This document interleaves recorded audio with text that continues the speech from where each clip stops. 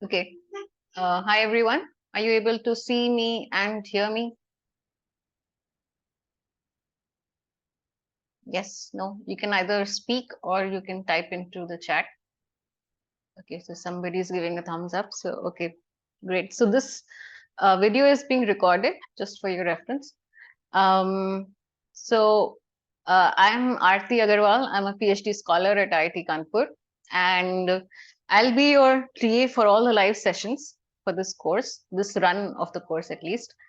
And like just a few things which you might need to know for this, especially for this run of the course, because we have live sessions.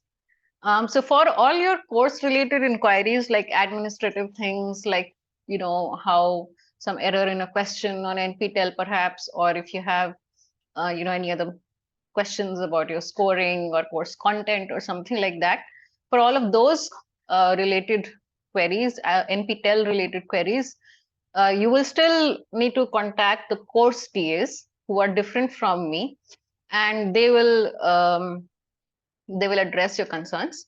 And any other questions which are conceptual, or in the assignments, or in any other discussions we have in the class, anything related to the overall concept, problems, assignments, we can discuss all of those in the live sessions. So the live sessions are mainly to help you, with understanding of the course material. And one second, some people waiting.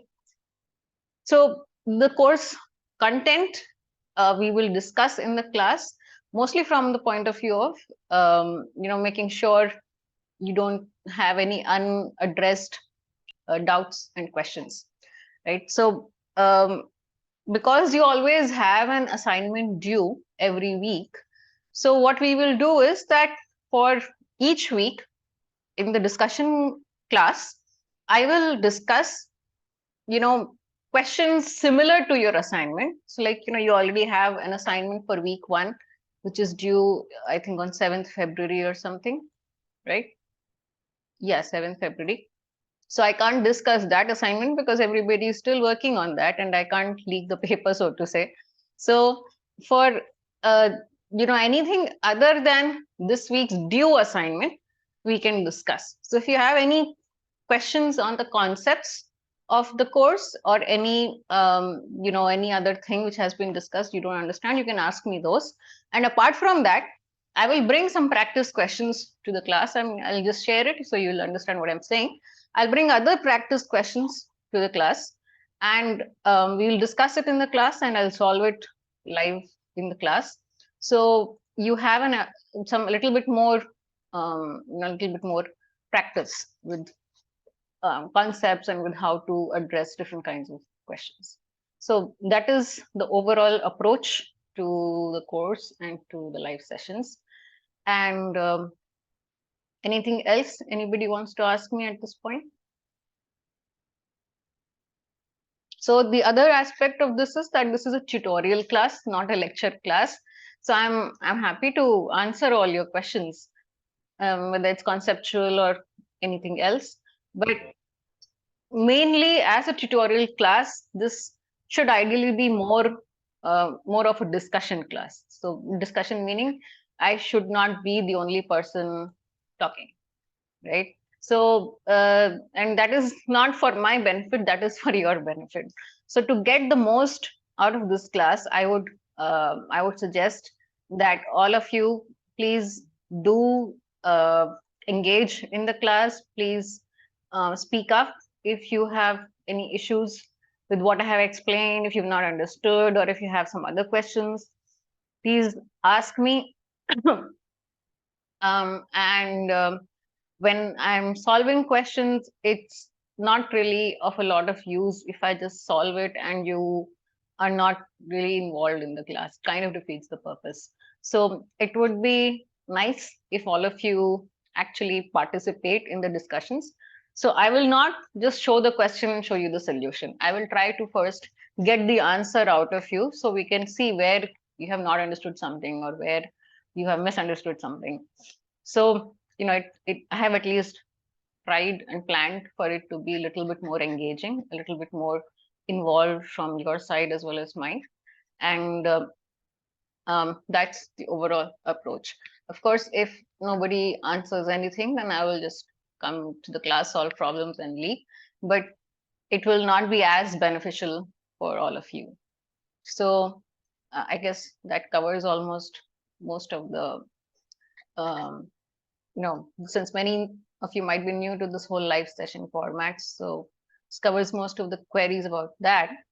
The other thing is the place where I will upload the content. Just give me a minute. So I think NPTEL team will share this link on the NPTEL Swayam portal, but I'm just posting it on Google chat, on the Zoom chat now itself, because it will be helpful. Otherwise, I'll forget later. So they may take some time to show those links, and I don't want you to be waiting for all those days just to get the course material. So this is not the course material in the NPTEL portal.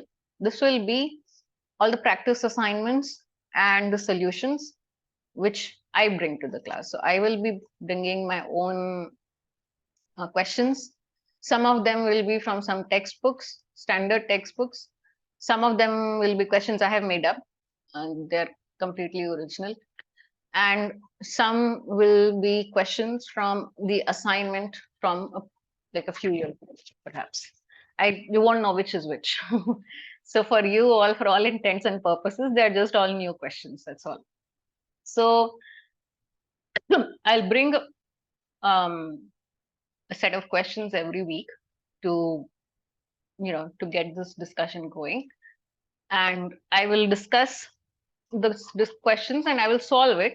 Like I'll write it and I'll solve it, and those class notes, solutions, I will make it available also. So I will share that. I will share everything in a folder, and that folder link is what I just shared with all of you on the chat.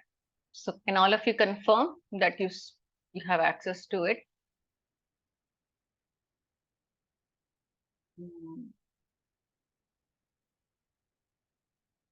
Okay, I don't know if you all got to see. No? Okay, hang on, let me just paste it again. Right, okay, this is the folder. Can you see it now? There's a link. It's empty right now. It's just week 1, week 2, everything. But I will upload content in those folders after the class. I'm still teaching, so I will have the class notes only after the class. So, okay. So I think that is most of what I had to share about the class. We've not started the class yet. The content otherwise for the course is very interesting. Professor Vimal has taught this course and the videos are already available on the portal. And so you can go through his videos. They're not very long. They're all 10, 11, 15-minute videos. There are several of them, but they're like bite size, each of them. And those are your standard lecture videos. So, if you have any conceptual doubts, I would recommend you to definitely at least watch the concept videos at least once. So if it helps, you can watch them twice, any number of times for that matter. But you will not be able to crack the content without watching the videos, is what I'm trying to emphasize. So please make sure, especially when you come to the live session, that you have actually watched the videos, because I will not be repeating anything which is in the videos. I will just take up questions and doubts and things. So it may not make a lot of sense to you. I mean, it will still make sense in the sense that I will explain things, but it will just be really helpful for you if you actually watch the videos before the live sessions, if you want to get the most out of this class. Okay, so how many of you have watched the week 1 videos before by now? Like, you have finished watching the week 1 videos? You can just type in the chat or you can unmute yourself. Okay, 2 people. 3 people. Okay, that's good. The others, have you watched? Okay, great, wonderful. At least 4 or 5 people have watched it. That's great. The others, have you watched at least some of them? If you watch some of the videos, not all of the videos, can you just type in or raise your hand or something? So the others have not. So I'm assuming that if you've not watched all or some of them, you have not watched them at all. Okay. So if you have watched some, I think 2, 3 people have raised hands. Great. So, okay. So what we'll do is we'll start from the beginning. We'll not, like I said, I'm not going to repeat what's in the lecture videos. That's why I was encouraging you to watch the lecture videos before you come to the class. I will take up questions and I will answer your doubts. So I will share the slides for the questions which I have come up with. Before I do that, do any of you have questions which you wanted addressed? So depending on what you're asking, I may discuss it before or after the questions which I have. But it's always a good idea for me to at least know where you stand, so to say. So if anybody has any questions, you can let me know now itself. Okay, some people have raised their hands. Is this for watching the videos or is this for having questions?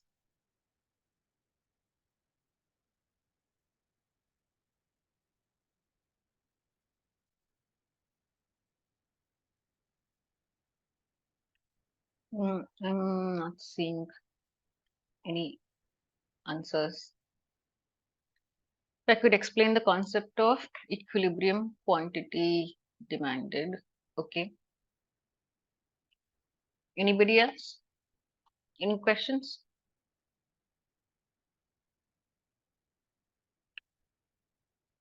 So I know a lot of people keep sort of coming and going, joining and leaving and joining. So just for your record, this video, which is being recorded now, it will be uploaded on my YouTube channel, and I will share the same link, the YouTube link, in that tracking sheet, which will be linked on your NPTEL portal. When it will be linked, I don't know. But definitely in the next class, I will have the channel and everything set up. It's already set up, but I can't share the link unless the video is uploaded. So the next class, I will share the link for the recorded video of this session also, and then you can just bookmark the playlist. After that, everything will be uploaded there. In the meantime, I hope the NPTEL team also posts the link for your reference. So all I'm trying to say is that if you join in and for some reason you have to log out and something like that, you miss something of the class, it will be on YouTube. You can watch it later. But it's always better if you're here in the class because you can then ask me live. I can answer your questions live. That's the whole purpose of the class at the end of the day. Okay, so there's another question.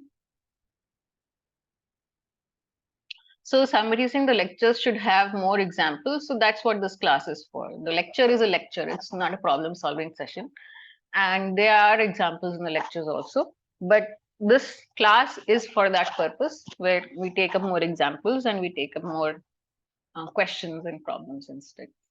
So any conceptual question or any problem with any example taken in the class, if you have, you can just ask me that now. Somebody has asked total surplus. We have not covered total surplus yet. We've only talked about consumer surplus. Week 2, we'll discuss in the next week. Okay. So total surplus is consumer surplus and producer surplus, and we've not discussed a lot of things so far. It's only week 1. We've only discussed demand, market demand, factors affecting demand. Only those things have been covered. We've not talked about consumer preferences, utility, Producer theory, we've not touched at all. So we'll talk about that when we come to those topics. Any other questions anybody has? No. Okay. All right. So I'm assuming nobody has any questions. So let me start sharing my screen. All right. So I'm guessing you can see my screen. Yes.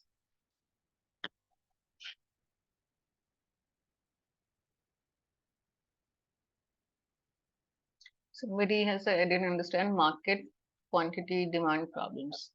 I'll explain that. You were talking about the market demand, right? I didn't see who asked the question. You're talking about deriving market demand. Is that what you're talking about? There's only one question on that. So yes, okay. We'll discuss that. Okay, great. So let me log in from my other system also, where I'll be writing the questions. Just give me a moment, please.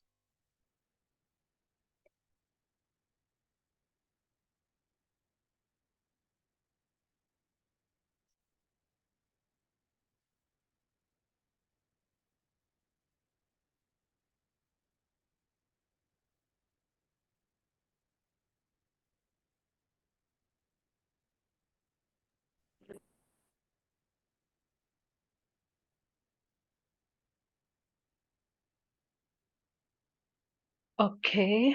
1 second.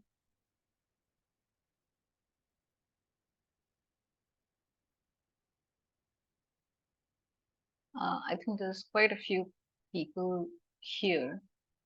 Oops. Sorry. Sorry.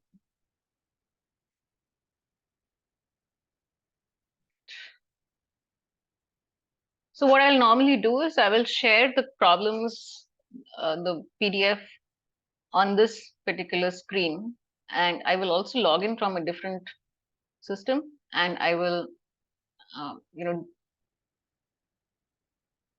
on, yeah, and I will also share the screen from another system where I will be writing, so it'll look like a whiteboard to you, hopefully. Okay, so let's go back to the share screen. There we go. Yeah.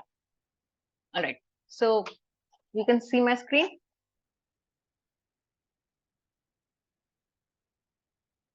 Okay, you can, I mean, Zoom is saying you can see my screen. Can you all see my screen?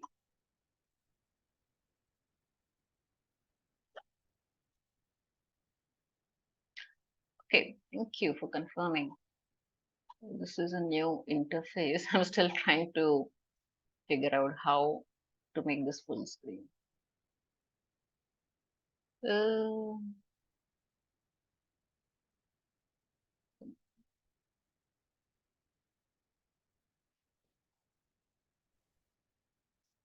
Yeah, that's working. Yeah, the problem is that Adobe has just updated their interfaces 2-3 days ago. Okay, so this is the basic file, which I will share with all of you afterwards. And we'll discuss the questions first. And then I will see if needed, I will, doodle or write or explain with a diagram or equation or something. Okay, so this is the first question. So what do you think is the study of economics overall? Like we say, I mean, we talk about a whole lot of abstract concepts and a lot of theory and a lot of demand and price and all of that. But it's just worthwhile, before we get into all those details, to first understand what exactly are we trying to do in economics, not just in economics as a subject, but in society as a whole. When you work as an economist or when you advise, um, a company or a firm or a group of firms, as an economist, what exactly are we trying to do? We're trying to take some decisions, right, which affects a large group of people. And these fundamental questions are what should we be producing? For example, like if you are thinking of starting a business, maybe you're an entrepreneur, or you already own companies and you're thinking about starting a new company, you will be thinking about what to produce. And when we say what, we mean what, as in terms of what good plus how much, right? Then how do you produce? What technology will you be using? And for whom do you produce, right? So who should be, whose demands or whose wants or needs should be catered to? So all of these are the basic, very fundamental questions. So just for the record, not all questions are this simple. This is just the first lecture. That's why I'm addressing this. So in that, whole process of when we're trying to decide what, how, and whom, for whom to produce, what exactly are we trying to do? So does anybody have any ideas on uh, what the answer might be? Is it scarcity? Is it allocation? Is it choice? What are we trying to do? Somebody said scarcity. Okay. Somebody else said allocation. All right. Okay. Somebody has said individual. Sorry, I moved the slide. Yeah. Choice. Okay. So let's look at allocation. Okay. Any more answers?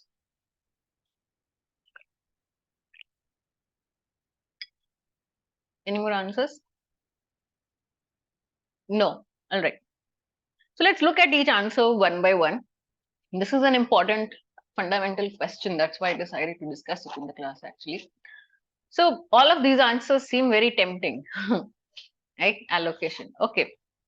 So what we have discussed in the lectures also is that, in general, wants of individuals, and when we say individuals, we're not just talking about people, we're talking about the society as a whole. The wants are unlimited. There's no limit to our wants, right? Which is why we don't distinguish between needs and wants in the world of economics, because there's no clear-cut way to distinguish the two. And we consider the two in the same way. We don't make any fundamental difference in the treatment of want and a need. And wants are basically infinite, whereas resources are finite. There's a limited amount of natural resources, and hence, because natural resources are the ultimate resource of everything, even the capital you have, or even the machines you have, or even the number of people which um, any country can sort of support, it all eventually boils down to natural resources, right? So natural resources are, and then of course you have other resources, natural resources, and then you have people, you have knowledge, capital, human capital, all those things. But in the end, nothing is infinite. So we have a problem of scarcity, right? So I know that the answer of scarcity seems very interesting and very tempting in this particular context, because we are bothered by the problem of scarcity. Scarcity is a problem, but scarcity is the problem we are trying to solve when we are trying to take these decisions. Scarcity is not the method by which we are solving it. Are you able to understand what I'm saying? So when we are trying to take this decision, what to produce, how to produce, and for whom to produce, it is that challenge of scarcity which is forcing us to take these decisions, isn't it? If we did not have any issue of scarcity, if everything was possible and if everything was infinite, we wouldn't have to worry about this at all. We could just produce whatever we wanted, and we could just pick whichever technology we liked. We didn't have to care about how much it will cost or not cost. And we could produce for whichever market segment we wanted to produce for, because everything would sell. Everything would be, acceptable, right? So because of scarcity, we have forced to ask these questions. Are you able to understand what I'm saying? Now, let's leave allocation for the moment. When we come to choice, so choice implies that you have options, and they're all, almost, let's, for the sake of simplicity, assume that they're all viable options, right? So example, like, I want to eat ice creams and chocolate. I don't want to eat on regular food. I only like ice creams and I only like chocolate, right? Can I eat only ice creams and chocolate? Will it be, is it feasible? First of all, maybe it will cost me a little more if I eat ice creams and chocolate. So breakfast, lunch, and dinner. But that's one aspect of it. But can I do that? Can I spend all my income on just ice creams and chocolate? I can't, right? So, which means that even though I may choose ice cream and chocolate, I want to choose ice cream and chocolate, but I can't. There are the constraints. There are, first of all, there is a constraint on how much money I have to spend. And secondly, there's a constraint on how much my body can consume of it. I may not want it. I may not be able to process so much of ice cream and chocolate, so much of sugar every day, right? So choice alone does not actually help you make these decisions, right? Are you following what I'm saying? Any questions so far? Does anybody, does everybody agree with what I'm saying?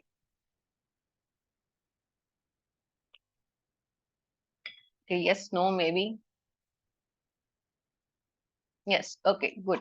So similarly, I've given a very simplistic example, but um, say suppose I really want to make certain kind of shoes, right? And I want to sell those shoes and to a certain market segment, maybe middle class, upper middle class kind of people. That's a market segment I want to make something for. That's my choice. But what happens if I'm kind of low on the resources I need for making the shoes? I want to, it's my choice. I can make those shoes and I can sell to that market segment, but am I able to? No, I can't, right? Because there's only very limited resources available and maybe they cost a lot. And my investors are not willing to spend so much money in supporting my startup so I can buy all those resources at that price, right? So my choice may be to build that product and sell it in a certain way, but I can't do that because scarcity. And in the face of scarcity, I don't have enough support, right? So choice cannot be the answer to this question, is all I'm trying to say, right? We may want to answer these questions. As far as my personal preferences are concerned, I may choose to buy something, choose to not buy something, but I'm talking about the whole world of economics, the whole society at large right now, right? So choice alone cannot really function. Then the last part is individual. So individual can, I don't know actually what the question really meant by the word individual here, but the society as a whole includes many individuals, and many individuals have all different types of wants and needs. And so which is why one individual's decision or one individual's preferences cannot be used to answer this question, right? We have to consider the whole society. Now coming to allocation. So what does the dictionary word allocation mean? Can somebody, does anybody want to answer that? Because we use some very technical terms and jargon in economics, but it's also important to know what that jargon means. We can't just expect that everybody kind of automatically knows what it means. So rightful distribution. Okay. Anybody else wants to try? What does the word allocation mean? Just dictionary meaning. I'm not asking what it means in economics. Just what does it mean in general?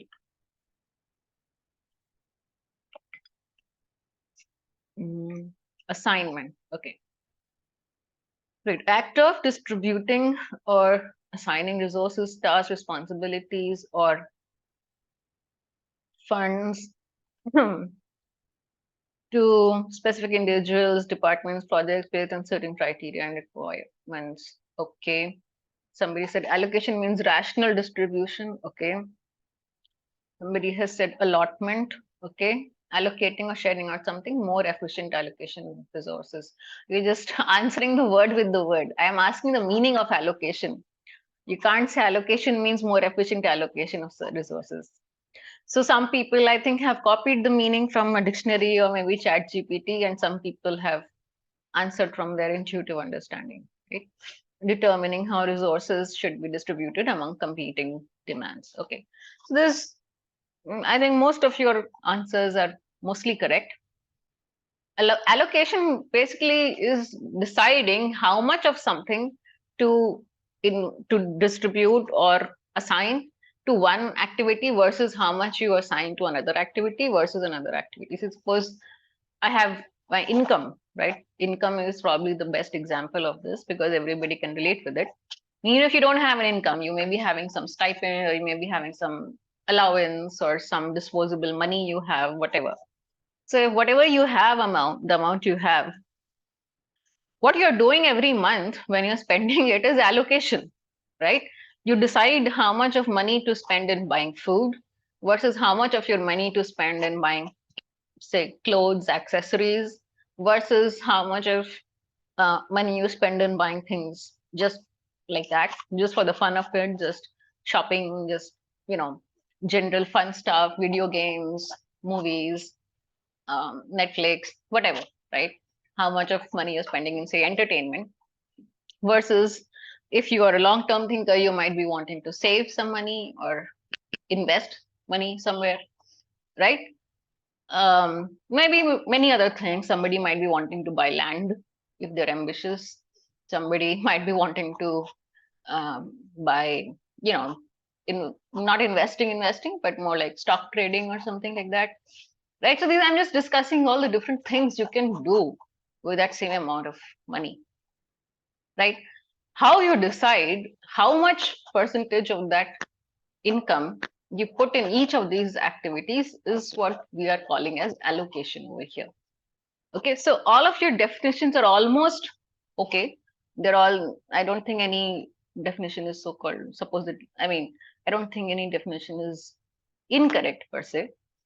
Somebody said rightful distribution. So I don't want to get into rights and wrongs right now because economics does not is it's about the market. It's not about right and wrong. We're just trying to see what is the most efficient way or the most optimal way of doing things.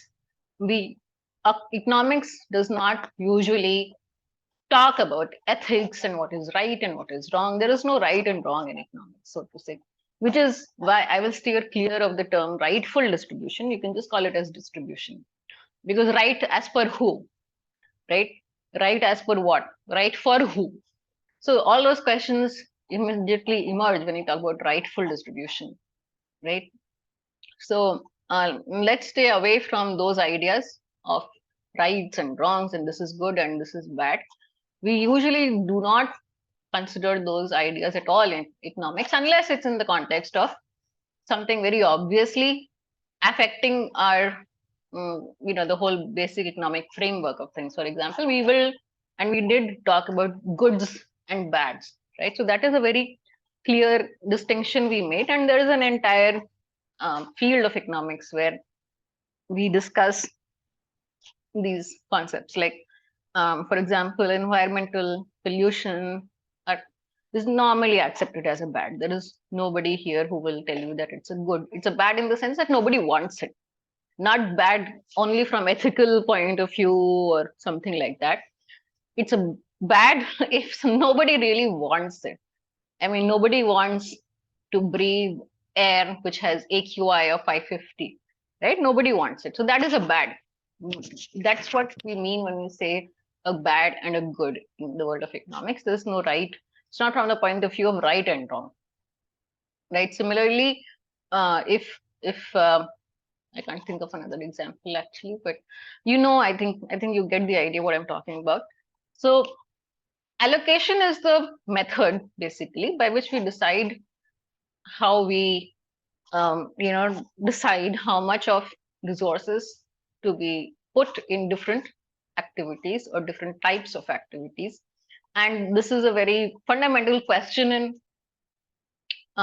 both the streams of economics, micro as well as macro. When we're talking about micro, we will be talking about individuals like consumers, producers, all those kind of decisions where you talk about how much of your budget you put in one good versus another. They, in for a firm, they decide about how how to manage the resources versus cost, land, capital, labor, all those things. So all those decisions are the decisions we're talking about here: what to produce, how to produce, and for whom to produce. This is not something abstract. You will be studying all of this, and the method by which we do all this, take all these decisions, is what we are calling as allocation. We could use some other word, but allocation is the most commonly accepted simple word which is used. So is that clear to everybody that the answer is allocation? Okay. Anybody has any questions on this?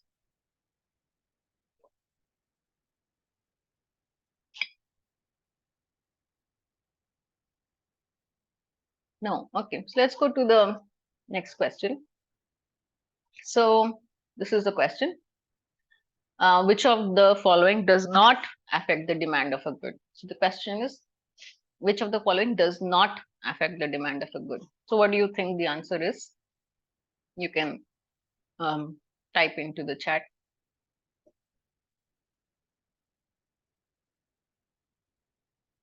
You can take a few seconds to think if you want. Sorry. Okay. 2 people have answered.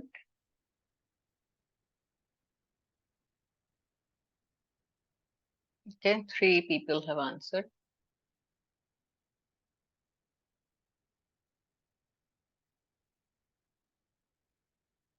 Anybody else? Okay, 1 more.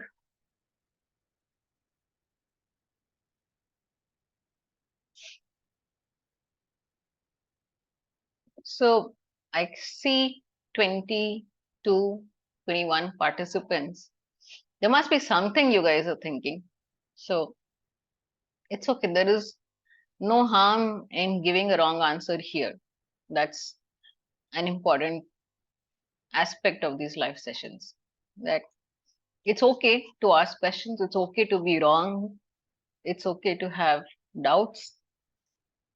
That's what these sessions are for. So we can come to those doubts, misunderstandings you have. Okay, I think 5, 6 people have answered. Great. I think I won't give the answer yet, but most of you do have the answer correctly, which is a very good thing.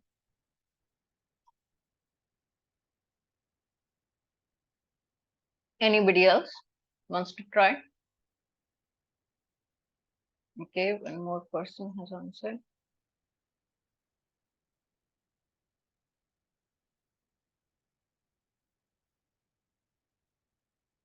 Okay, 1 more person has answered. So I think 7 or 8 people have answered. Okay. Anybody else?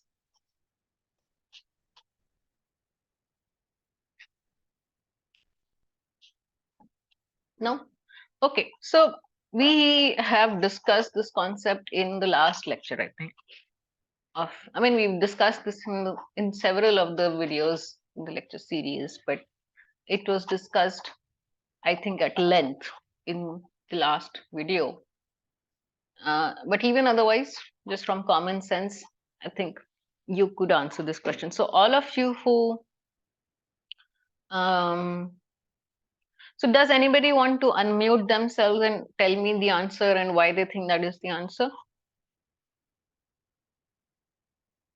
You don't have to turn on your video. You can just unmute and speak.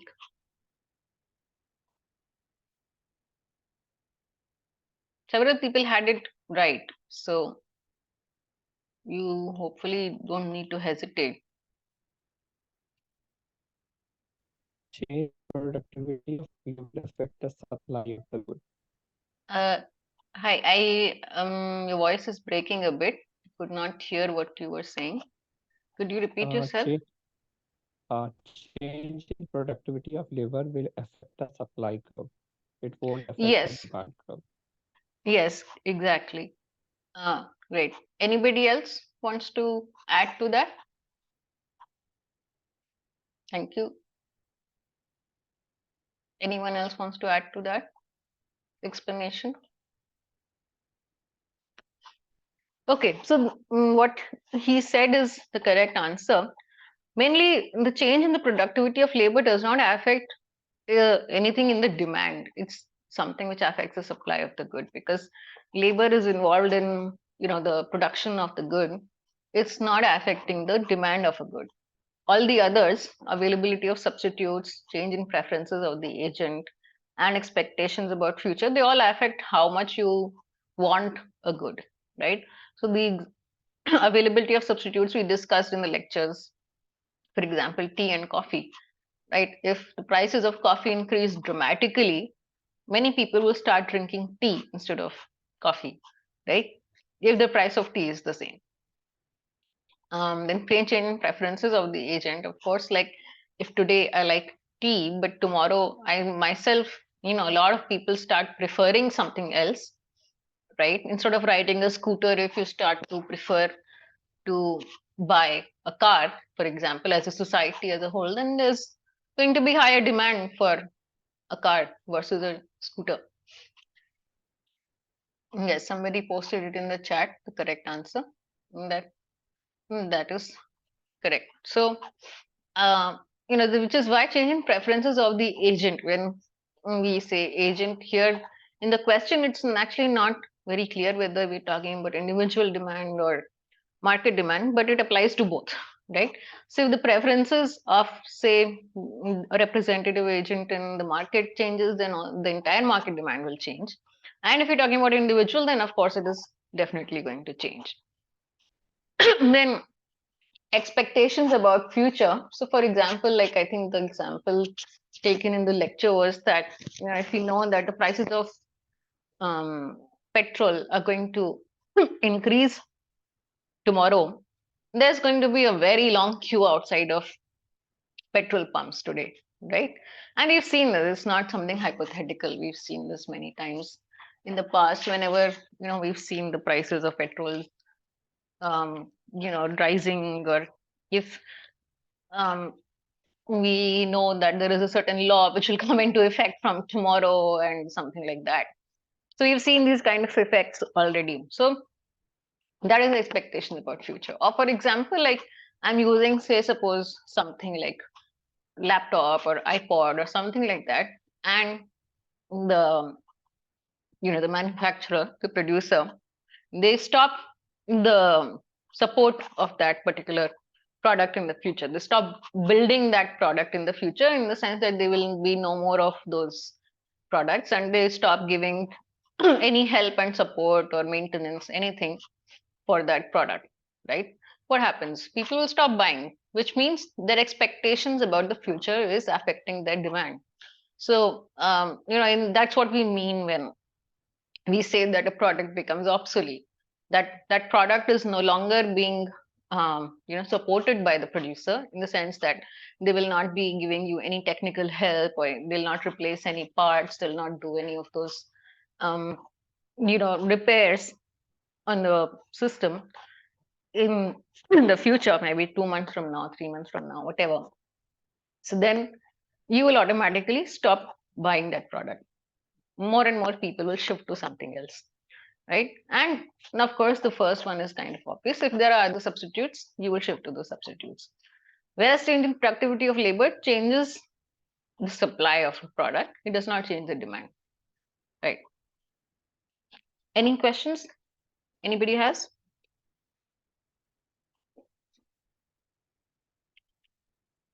Okay, so we'll move on to the next question.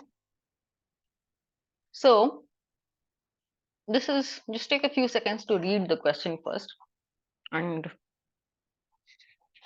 then we'll discuss it.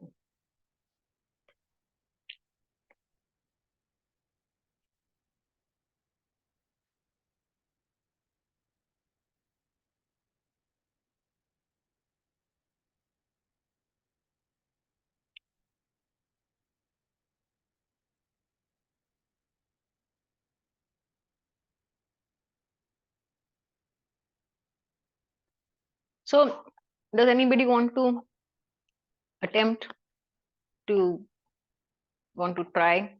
So I don't want to know the answer right now. I just want to know what will you do? What is the approach going to be?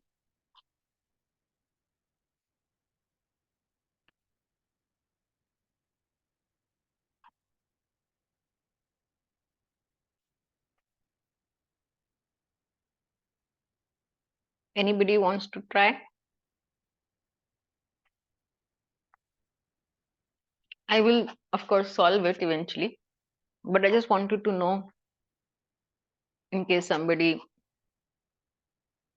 has ideas in what we can do.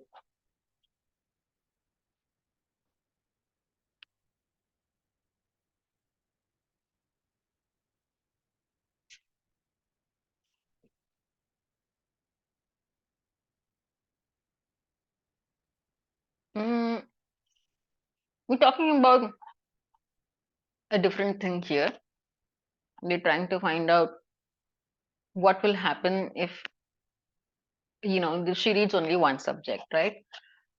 The girl Maria can read 40 pages of economics and 30 pages of sociology in a certain amount of time, and in the same amount of time she can also read 30 pages of economics and 60 pages of sociology. So the difference is in terms of how much she can distribute her time in the two subjects within the same amount of time, right? So the question is, how much of sociology will she read if she reads only sociology, and how much of economics will she read if she reads only economics? So what will we do here?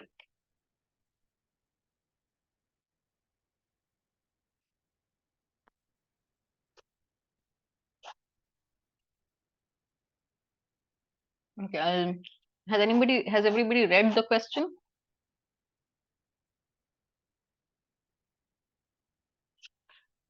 So what we are trying to do is,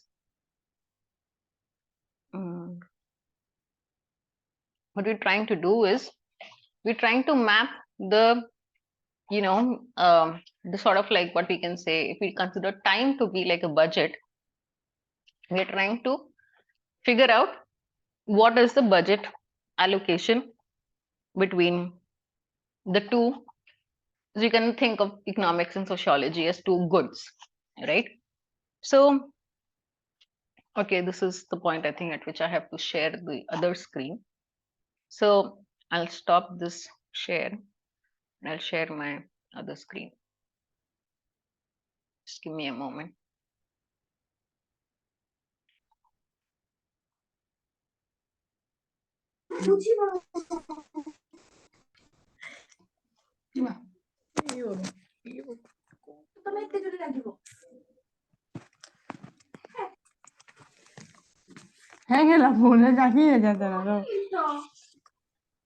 Somebody has been unmuted. Can you please mute yourself? I'll request everyone to please mute yourselves because I'm getting a bit of disturbance.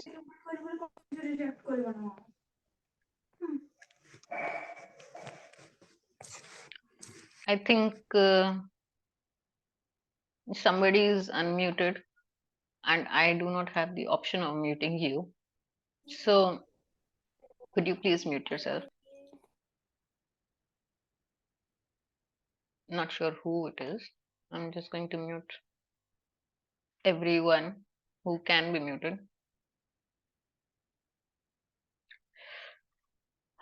Okay, I think the sound is gone now. So, okay, any other suggestions before I solve the question on how we'll solve this? What is the thing we're trying to do here? What we're trying to do is, there's this girl Maria, and she has two ways in which she can spend her time. Okay, I'm just drawing the figure.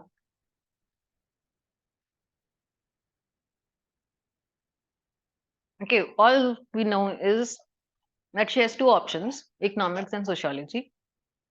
And we know that she can do 40 units of one and 30 units of the other, or 30 units of one and 60 units of the other. Okay, sorry, I haven't shared the screen. I forgot. 1 minute.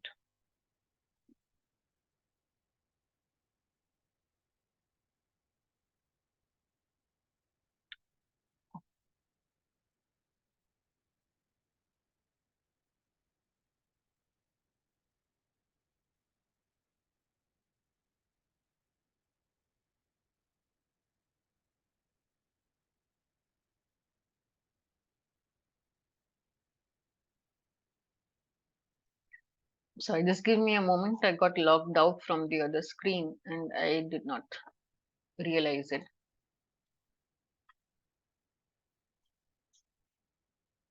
Okay.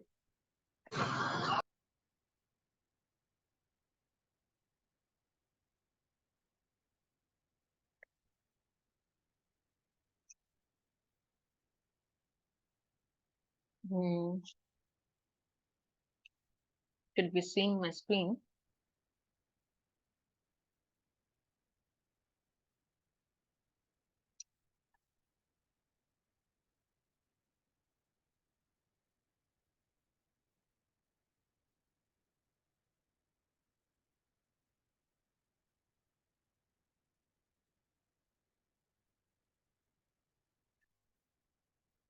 Yeah. Okay. You can see it now, right? Can you see my screen? You can just type in the chat. Okay.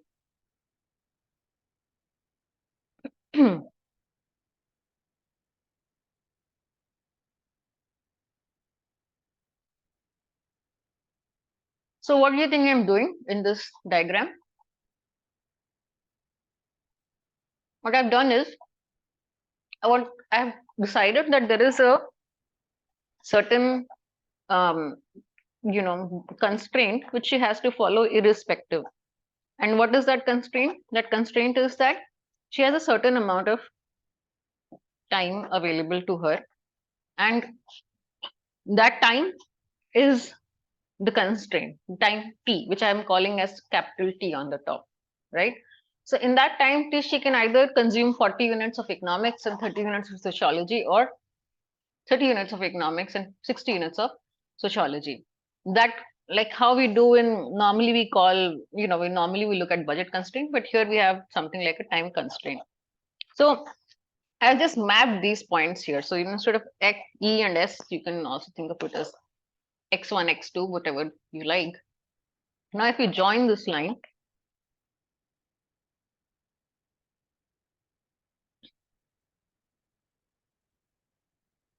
what we get is something like this, right? It's not perfect, but I think you get the idea of what I'm trying to do here. So what we see is the limitation in general that she has to follow, irrespective of whatever number of hours, whatever number of distribution she uses.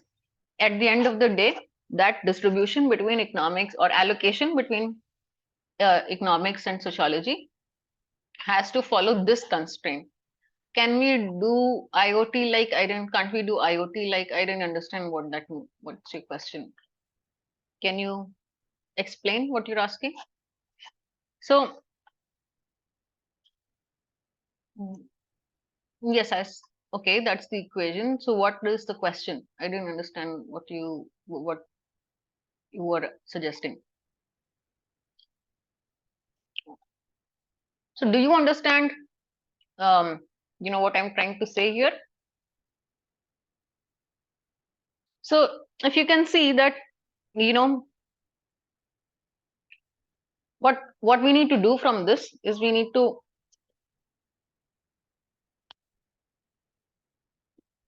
okay, what you're saying is you subtract the two and you get an equivalence between sociology and economics, but how is that helping?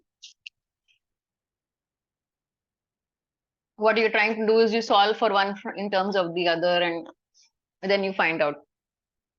You substitute it back. Okay, yeah, you can do that. It's the same thing. I'm just trying to explain diagrammatically. Yeah, you can do that also. So somebody is asking in the chat that we can just subtract one from the other, and we find the link, the equivalence between one and the other. And for example, like equation 2 minus say 2 times equation 1. No, sorry, that will eliminate. But yeah, if you just subtract one equation from the other and you take the difference, you can find a relation between the number of economics hours versus, okay, I'll solve that also, and you can substitute it back and find the total. Yes, you can do that. Otherwise, diagrammatically, I'm just trying to explain what we are trying to do. Mathematically, yes, you can do it in that way or in any other way you like. So this is the, I'm just trying to explain that just like how you have a budget constraint in terms of money, this is something like that, but in terms of amount of time we are using. So in this case, what I have drawn is this sort of like this budget constraint line, and you have to choose between one good and the other good. And of course, now from this diagram, it becomes obvious this point is 60, comma, sorry, which point is this? This is sociology, right?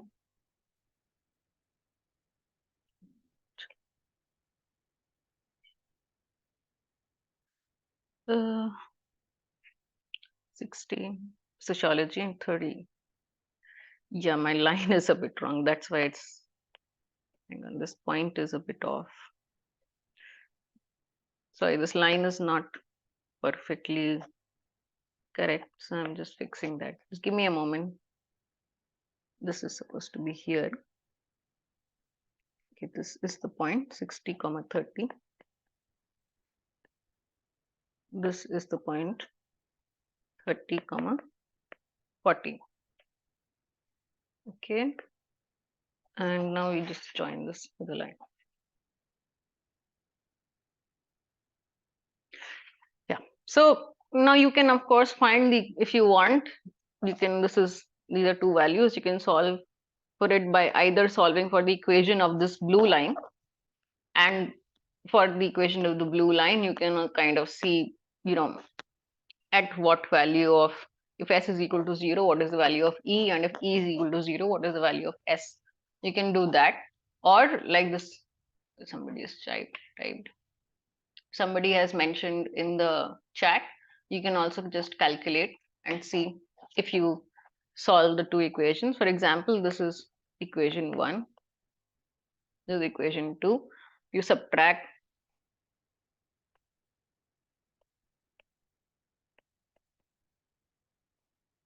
2 and from 2. So 10E is equal to 30S. You put this back in the equation and you can solve for either.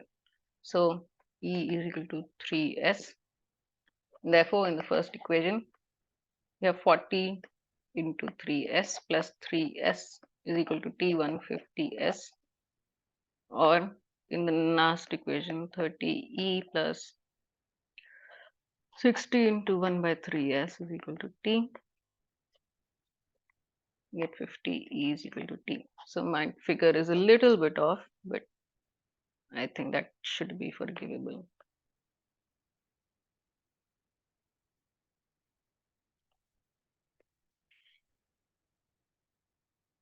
Oops. Sorry.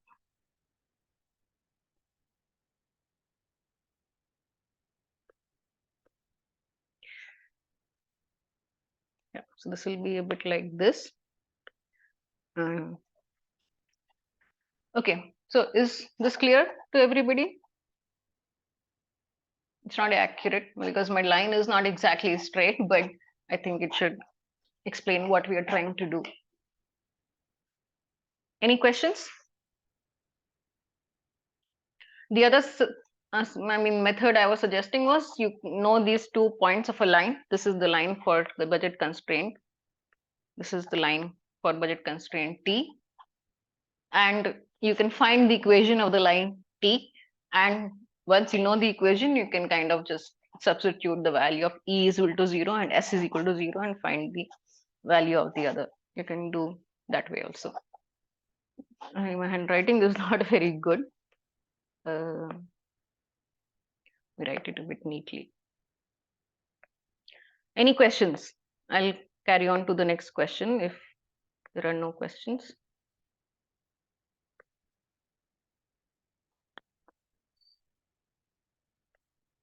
I'm going to leave it like that. I'll write it neatly next time. Any questions? Because we still have a lot of ground to cover. So no questions, then I'll carry on to the next question. Is this clear to everybody? Okay. We go to the next question.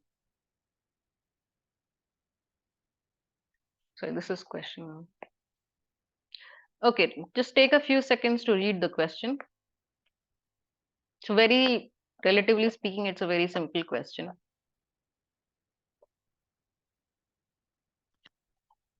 So Murphy is consuming 100 units of X and 50 units of Y, and then the price of, somebody is asking, can I please explain it again? Ankika Chaudhary. Ankika, could you please unmute yourself and tell me what you wanted me to explain again?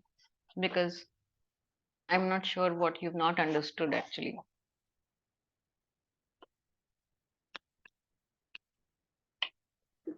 Ma'am, that equation part I have doubt. Yes, That can you equation tell me solve? what doubt? Yes. Ma'am, you write subtract equation 1 from equation 2, then what do you write? I don't understand clearly. Okay, let me share the screen again. Hang on. So till what level have you studied maths, just for my understanding?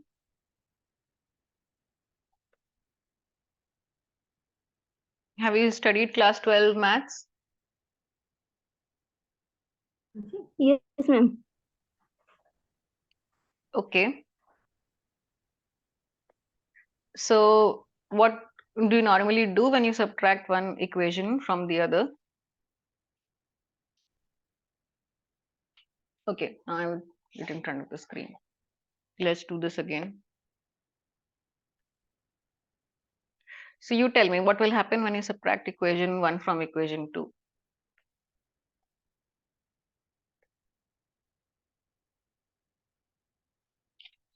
Do you understand the two equations I've written? Yes, ma'am. Okay. Subtracting equation 1 from equation 2. Okay. What will you do if you subtract?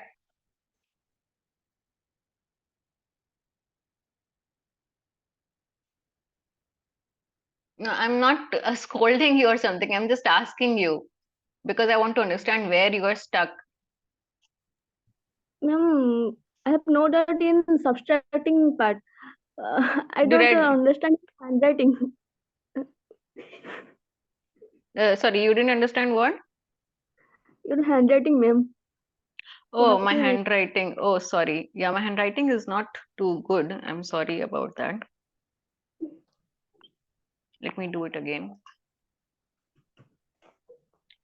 Okay, so 1 from 2 you get minus 10e plus 30s is equal to 0. Is this clear? Can you read Yes. this? Yes, ma'am. So E is equal to 3s, right?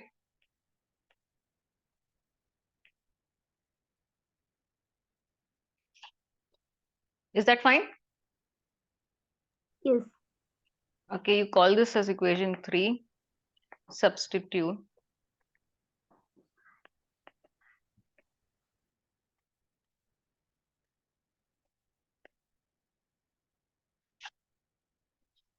So if I substitute the value of E in equation 1, 40, E means 40 into 3s plus 30s is equal to T, right? Yes. This means 150s is equal to T. 150 S is what? Pages of sociology. So S is 150. If you read only sociology and no economics, you get 150. 150 pages. Is this making sense? Yes, ma'am. Thank you, ma'am. Okay. Similarly, if you instead of E, you replace the value of S.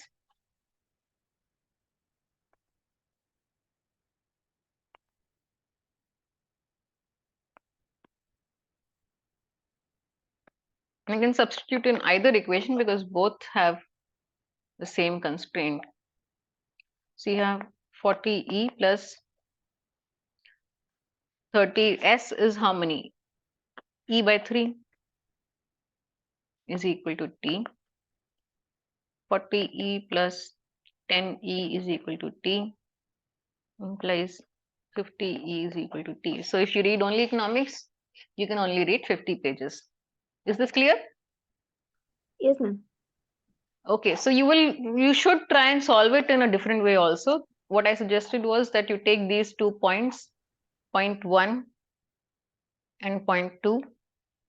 You know these 2 points, you know the equation of this line, this blue line, and you get the equation of that blue line, that is your budget constraint line. And in that budget constraint, you find the corner, what we call these are corner solution, when you consume only one good and you don't consume the other good. So if you put E equal to 0, you will get the number of pages of sociology. If you put S equal to 0, you get number of pages of economics. Okay. All right. So coming back, let me share the questions again. Okay. So this is a very simple question. In this, I don't think I need to explain a whole lot. If you have understood the previous question, this should be pretty easy for you. Okay, what we have expenditure. So yes, I will encourage you to please read the question. Sorry, read the question and solve it. You can solve it on a piece of paper on your own or somewhere, and then tell me the answer. So somebody has let me read what you have written.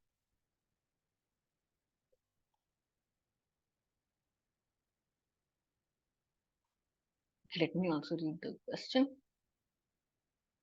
Yes. Okay. Yeah, so somebody has typed in the answer. I'm just reading your answer, just 1 minute. Yes, your answer is correct. Somebody else is also on. Only 2 people have typed the answer so far. Both your answers are correct. Anybody else? Please type in your answer, and then after this question, we will take a very short break because the session is for 2 hours and I have 8 questions. We are only on question 4 so far.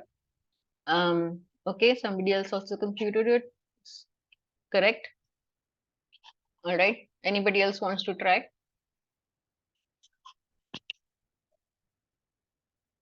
Just giving you a few minutes to try on your own before I discuss it. It's a very easy question actually.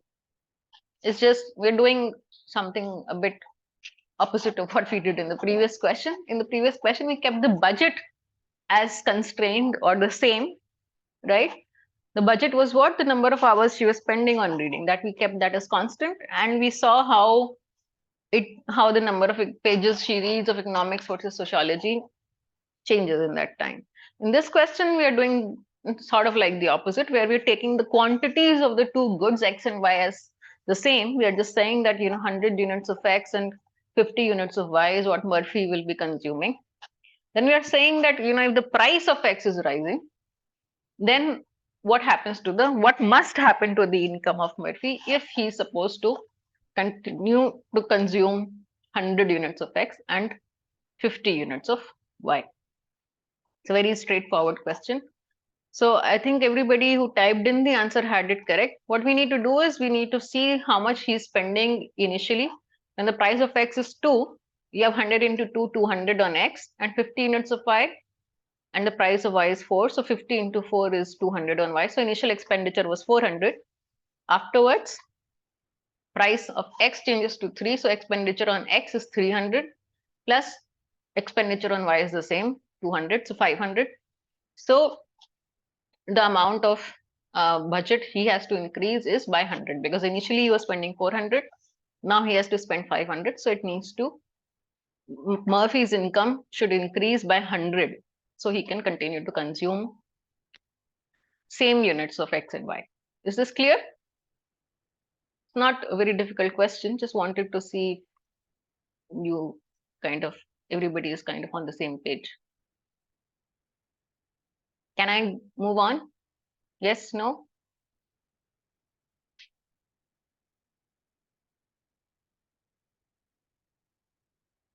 Can I go to the next question? Okay, I'm moving on since nobody has typed anything. Okay, so I'll just take a 5-minute break here because I think it's what, 7:12, right? We started a little before 6. So I'm just sharing this question in the meantime. You can just read the question and try to solve it on your own. And I will be back in 5 minutes or maybe 10 minutes. I just need to get tea. So I'll just be back and then we'll discuss the question. I'm sharing.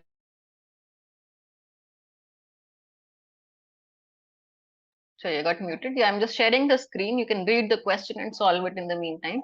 I'll be back in 5-10 minutes.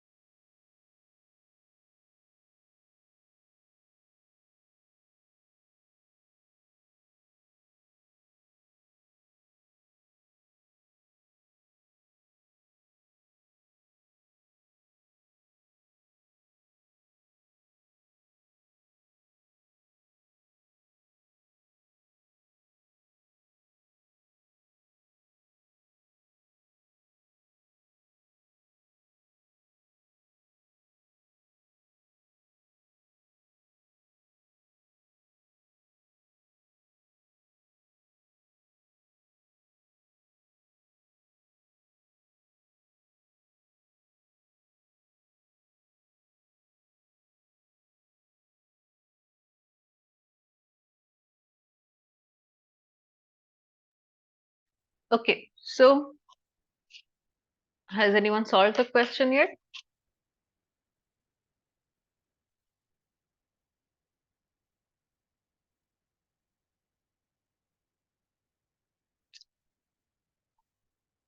Anybody?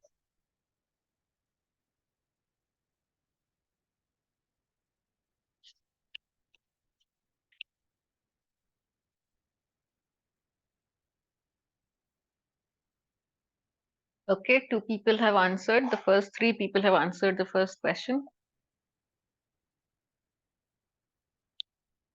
Anyone else?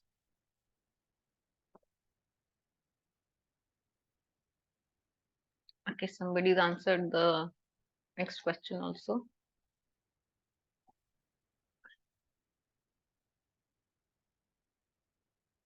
Okay.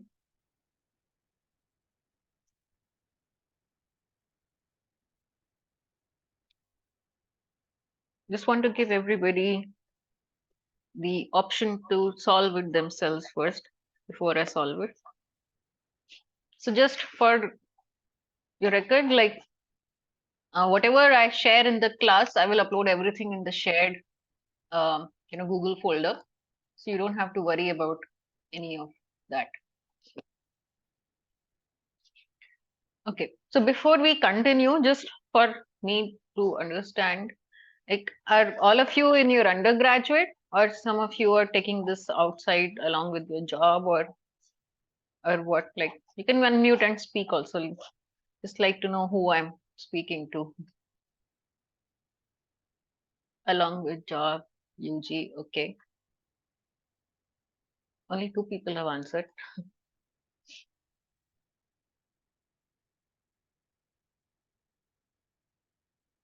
Okay, others?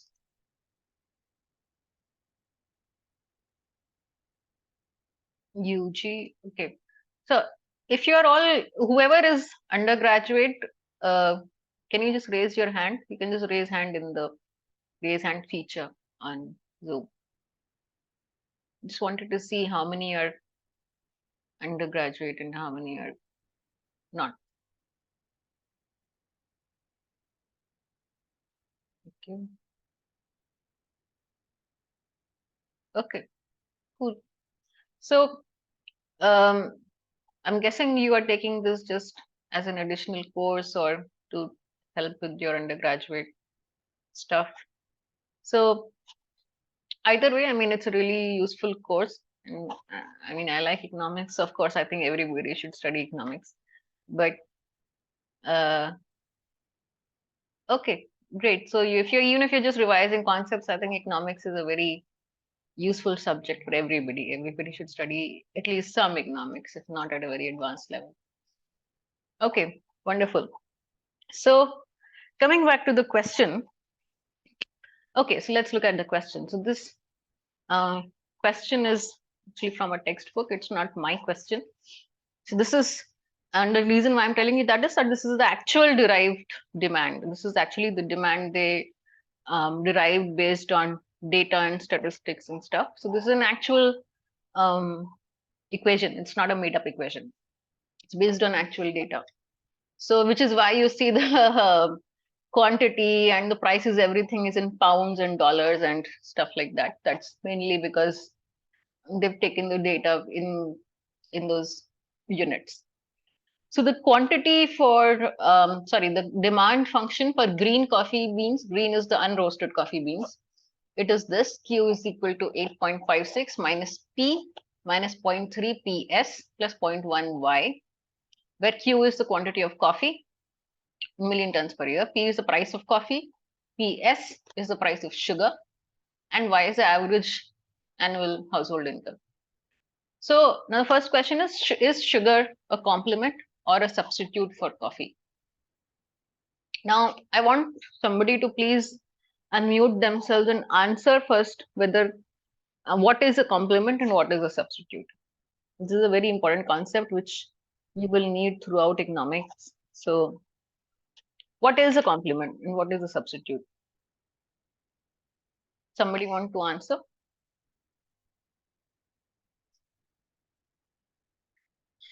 Not a difficult question. We had this discussion in the lecture videos 2-3 times, I think.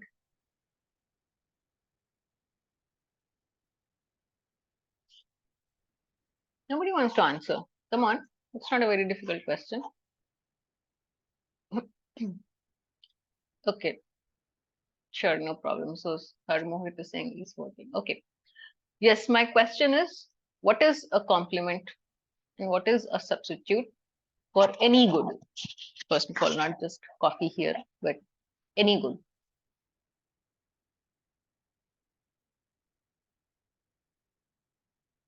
So I'm not asking based on when I'm coming to this question, I'm asking in this question based on the equation given to you, is sugar a complement or a substitute? And not in general. So in general, we may know whether something is a complement or a substitute, but whenever this is something I think you might want to think about even otherwise. Just because you know from common sense that something is a certain way doesn't necessarily mean it will sort of work out to be that way in a question in economics, because in economics generally the economics teachers, they like to make up questions which are sometimes challenging in the sense that they put you in an alternate reality, in an alternate world where things are different. So you can't use your common sense understanding there. You have to see what is given to you.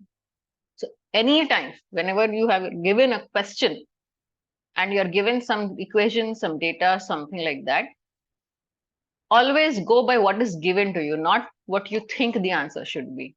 Okay. So we may think something, milk may be a complement or a substitute for coffee, but it's not about whether I think milk is a substitute or complement. That is the whole reason why we study economics. We try to move out of the world of opinions and emotions and all of that, and we put everything in terms of quantities and numbers, and we try to quantify everything, objectify things. And some people don't like that, but that is what economics is all about, right? So okay, I think most people who have answered on the chat have it correctly. But my basic question somebody has to answer first. What is a complement and what is a substitute? Not talking about in this question, in general, for any good, what is a complement and what is a substitute?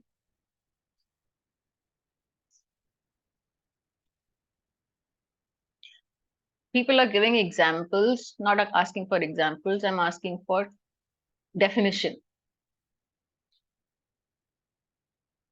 Okay. Can anyone unmute and speak?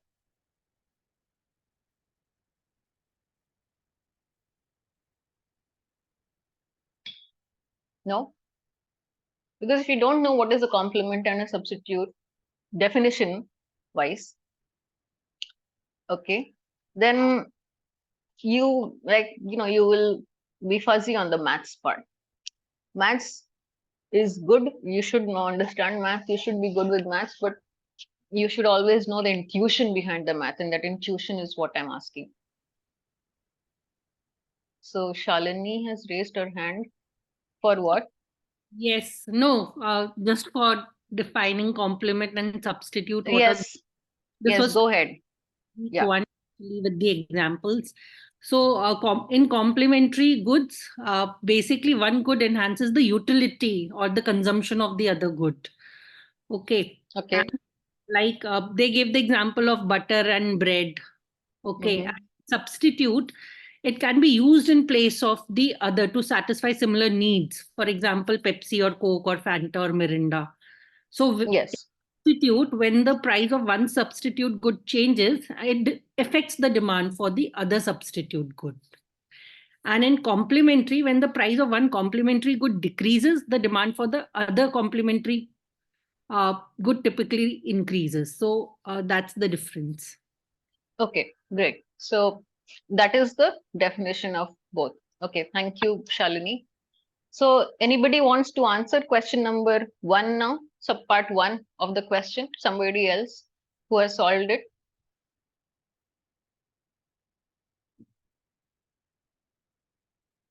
Does anybody want to explain? In this particular question, based on the market demand which you have been given, is sugar a substitute or a complement for coffee? And why? Why is it a substitute or complement?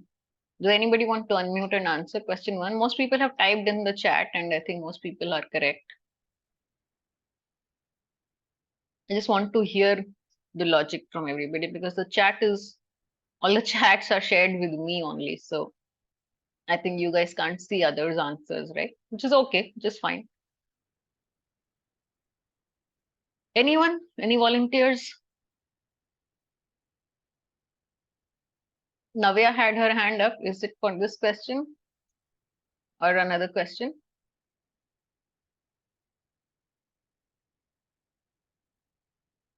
Okay, she's lowered her hand. Okay, so since nobody wants to answer, let me try to answer it. Okay, now I'm again logged off. I don't know why I keep getting logged off. Just give me a moment. I don't know why I'm getting logged out from my iPad again and again.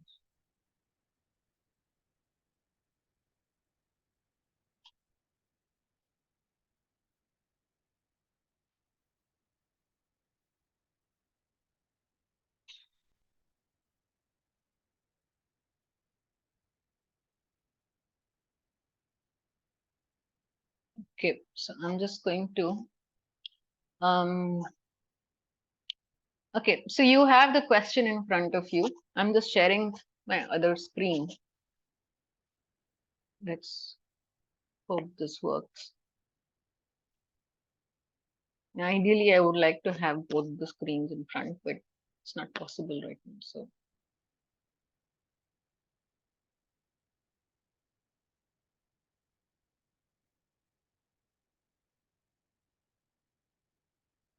you should be.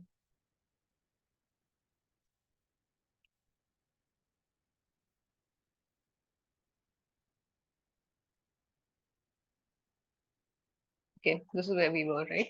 Okay. All right. So we are on question 5 now.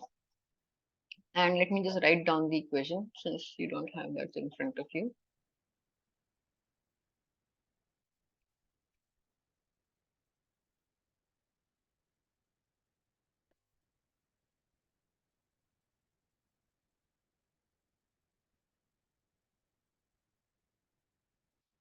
Okay, so this is the market demand.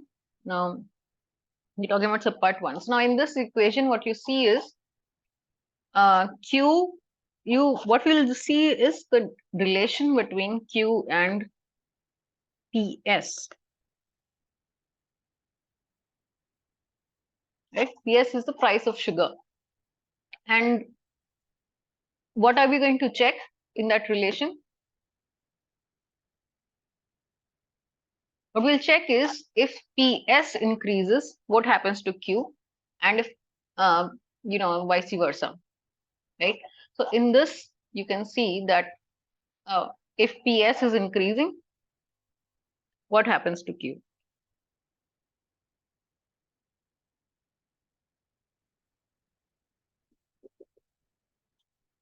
Q is going to decrease, right?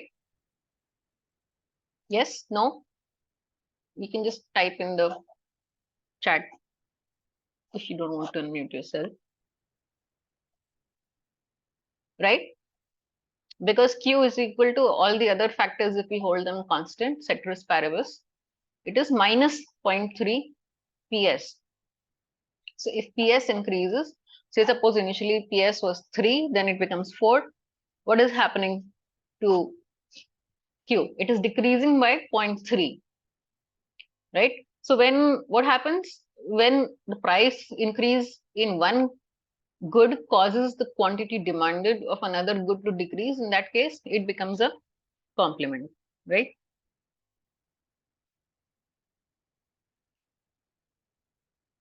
And please note that complement is spelled with an E, not an I. That's a different complement. Can somebody tell me the difference between complement with an E and a complement with an I?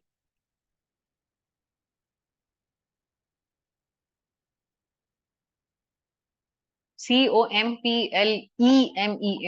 is when something kind of, supports something else. Like, whereas complement is when you're praising somebody, right? I'm giving you a compliment, means I'm praising you, I'm saying something good about you. Whereas when we say sugar is a compliment for coffee, let's put it here. We're not saying that sugar is praising coffee, right? We're saying that sugar is adding to the demand of coffee, right? Price of sugar becomes lower, quantity of coffee demanded becomes more, right? So sugar is adding to the value or the desirability of coffee. So please be careful. Please, as students of economics, you should know the difference between complement and complement. When we are talking about complementary goods, it is spelled with an E, not an I. Okay? Right. Please be careful about this, because if you write it with an I, people will not believe that you have studied economics. Okay, so this is the first part of the question. Second part of the question is, I'm just writing the values because I'm not shared that screen. PS 0.2, Y is equal to 35. You have to derive the demand for coffee in terms of its price. This is pretty simple. You just put the values of E here. So Q is equal to 8. Is this moving? 8.56 minus 0.3 into 0.2 plus 0.y into 35 minus P. If I'm not mistaken, this works out to be 12 minus P. Is this the answer everybody got? Now you can calculate and see. Is this the answer everybody got, or did anybody get a different answer? Questions, doubts?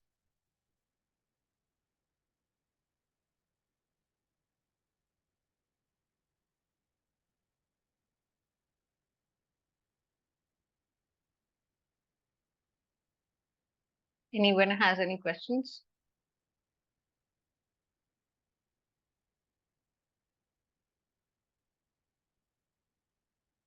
Let me see. Go in the chat and just. Okay, so everybody got the answer. So somebody has written in the chat. Okay. Right. All right. So if everybody has the answer, we can move on to the next part of the question. Next part is,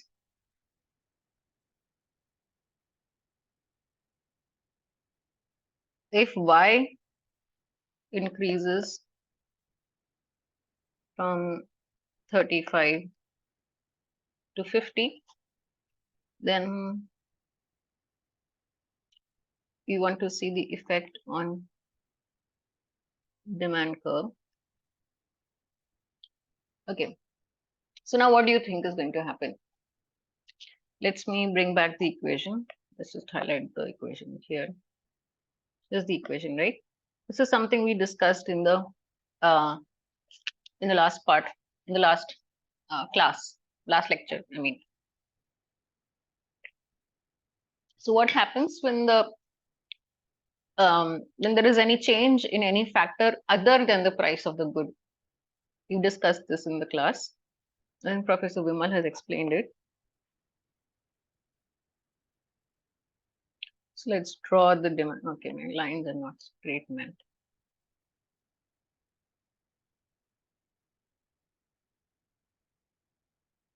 This is better. Just give me a moment, please. Somebody is calling me.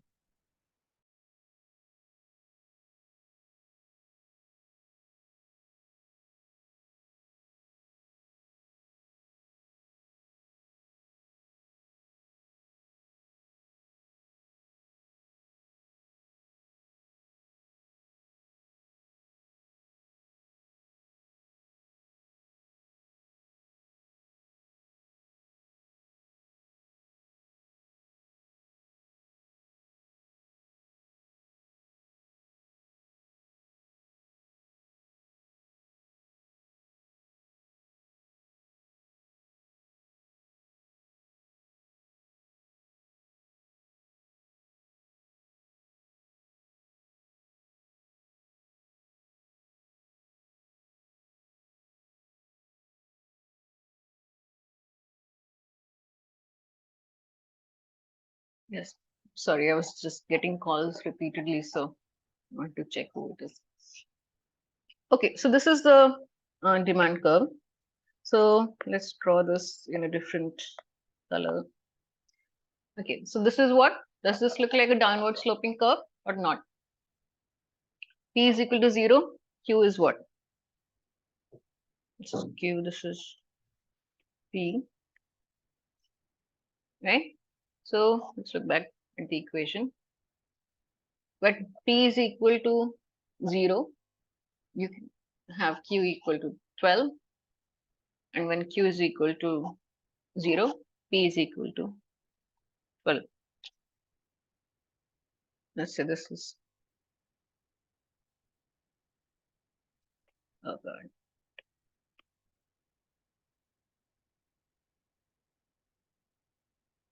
Let's say it's something like this, right? And we can also write the equation what happens in case of y changing from 35 to 50. Now this is the original equation, right? Which is Q is equal to 12 minus P. Now what happens when y changes?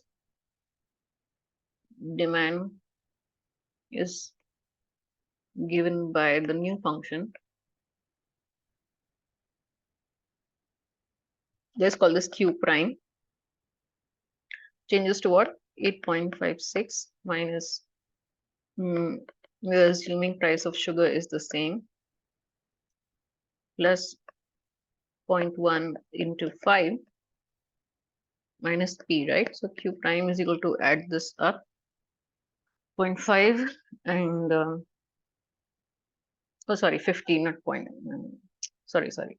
This is 5 and 0.6, 8.56 plus 0.2. Just add this. Are you following what I'm doing? Or am I just doing it like meaninglessly?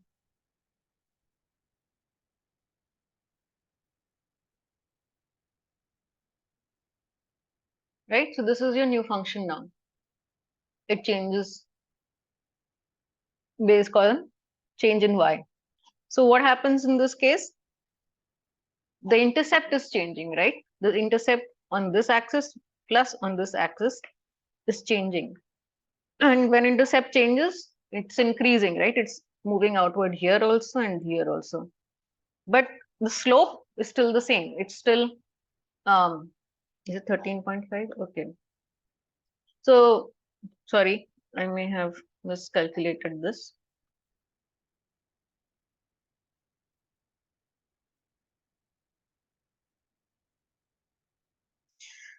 You're saying this is 13. I haven't verified this value, but if it is 13.5, you can keep it at that.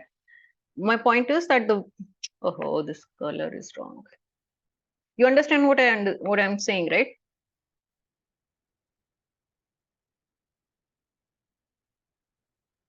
That when we are talking about P equal to 0, Q prime is now 13.5, not 12.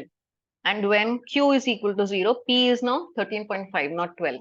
Which means that both the intercepts are changing, means this curve is just shifting outwards. It was not a very straight line, but let me try drawing it straighter.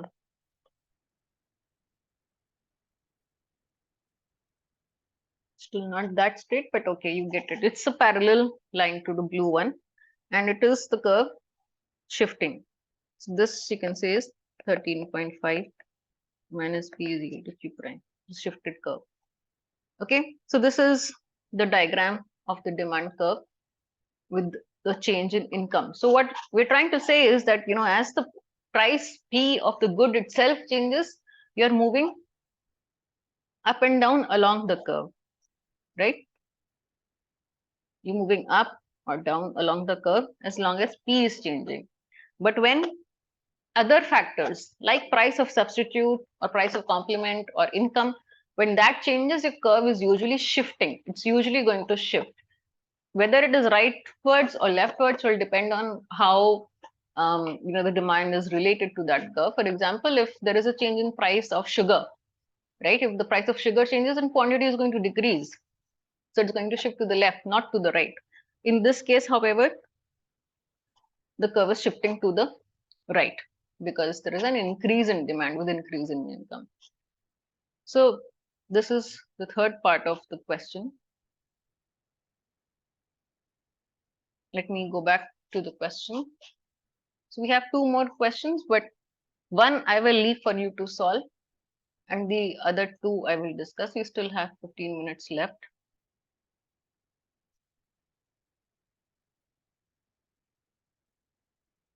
So one question I will leave for you guys to solve and we'll discuss it in the next class. Question 6 is similar to question 5. So I'm not solving it in the class. It's not very complicated anyway. Please solve it on your own and we will discuss it in the next class. And I will upload the solutions also. Let's go to question 7. So please read the question and then type your answer in the chat. I'll just take a minute to let you read the question.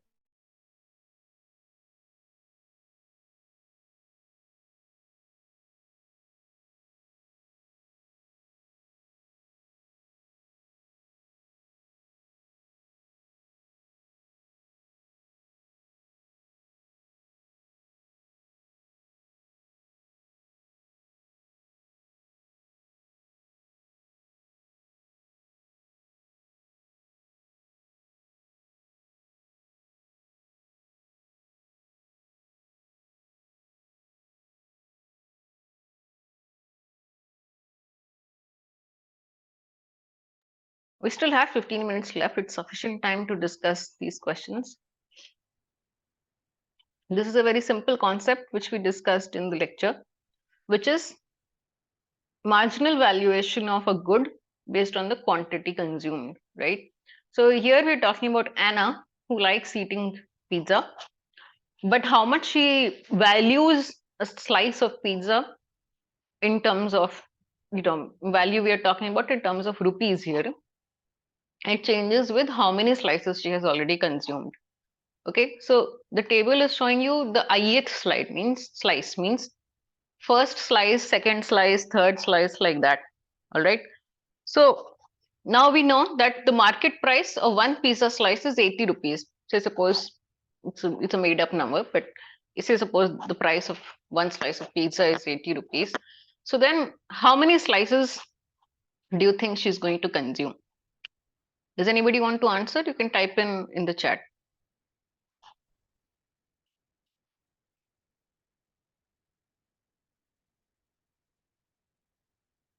Anyone?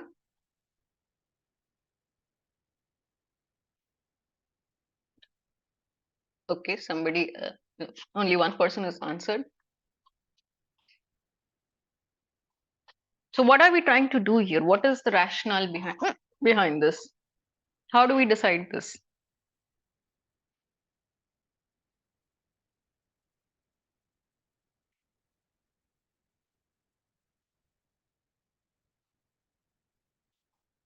Somebody else? Only one person has answered.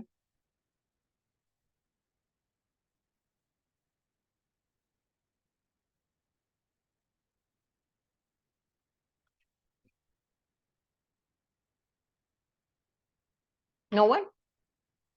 It's not a very difficult question. So what do we mean by valuation? Now, how much value? So for example, the previous question, actually question 6, and this also is similar question. What we mean by value is, for example, let's take the example of a cup of tea. So how much I'm willing, maximum amount I'm willing to pay for that cup of tea or a slice of pizza or a slice of cake, right? So for example, like I really like something, then amount I'm willing to pay for it will be much higher, right? So if I think a cup of tea is going to make me really happy, or say suppose I'm tired, it'll make me feel better, whatever, then I'm willing to pay up till say 50 rupees for it, right? Then what happens? I drink one cup of tea. Okay. Next cup of tea, I like it and I want it, but maybe not that much, right? So I'm willing to pay, say, 40 rupees for it. That's the maximum I will pay. Then the next cup, maybe I'm just willing to pay only 30 rupees for it, right? Fourth cup of tea, maybe I'm willing to pay only 20 rupees for it, right? And after 4 cups of tea, I really don't feel like having that much of tea. If somebody offers me tea for 5 rupees, I'll drink it, otherwise not, right? That is what it means. That's what we mean when we say marginal value of a good, right? So this is same thing we're talking about it. We're talking about the same thing in this example where we're talking about pizza slices, and in this table I've just made it a little bit more, instead of telling it to you like a story, I've just put it in the form of a table. So when we say that the I is this number of slice. No, I'm calling it slide again and again. This is the 5th slice. The maximum amount Anna is willing to pay for it is rupees 75. Right? What does that mean? If the price of the pizza slice is less than 75, she will eat it. Otherwise, she will not. So similarly for all the others. So the 7th slice, after she has already eaten 6 slices of pizza, which is really full. Just because she likes pizza, she will eat it, but she's not going to pay a huge amount for it. So if somebody gives her a slice of pizza for 30 rupees, she'll be like, okay, fine, I'll eat it. But not in, her value of it is not the same as, say, the first slice or the second slice. Right? Are you able to understand what I'm saying? Yes, no, maybe? No answers? Really? Nobody wants to answer? I just want to know if I'm making sense, because if I'm not making sense, I'll try to explain in a different way. So I just wanted to know if you're able to understand and relate with what I'm saying. Okay. So, okay, just 1 minute, please.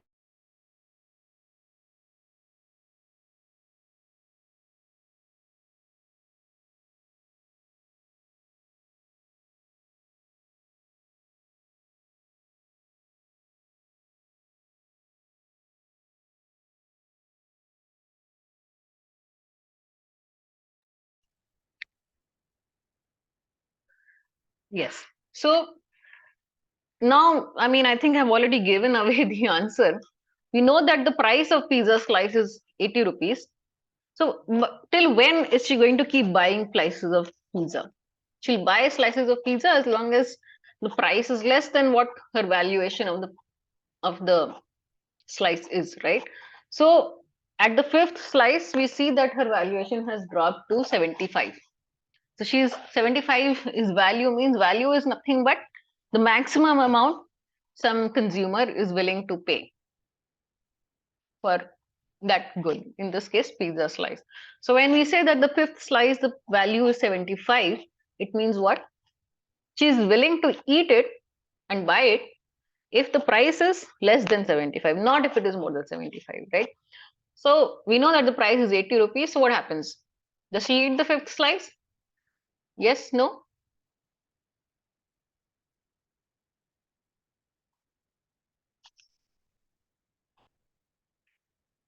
Okay, somebody has answered yes.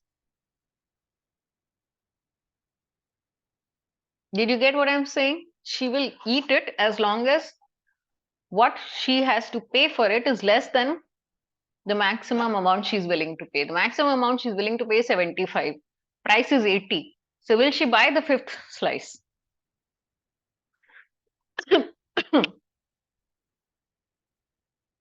No, right? The answer is no. I don't know if you are convinced about it or not, because I'm not seeing any more responses. But I hope the answer is clear, that she will not buy the 5th slice because her personal valuation of it is less than the market price. Right?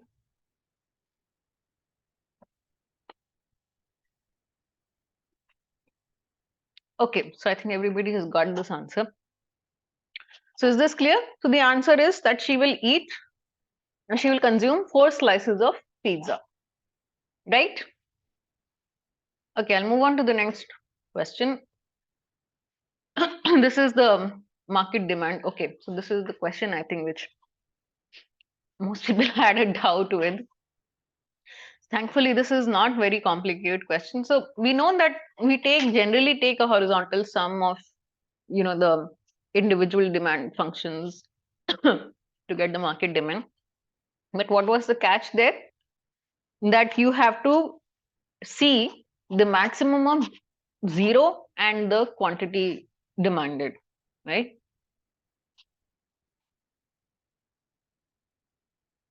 So just give me a moment. Let me just share it from my other screen. It'll take a few minutes beyond 8 o'clock. I hope that is okay.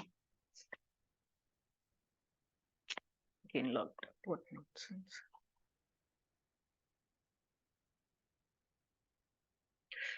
Just share my I'll share my other screen.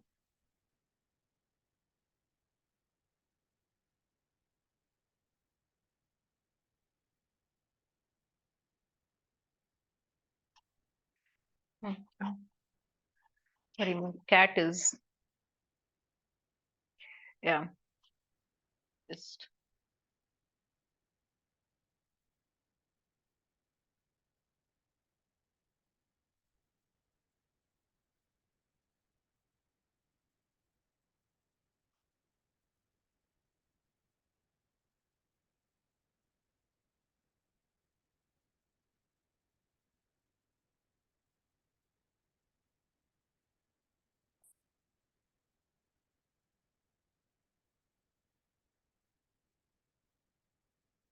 Chiku, no.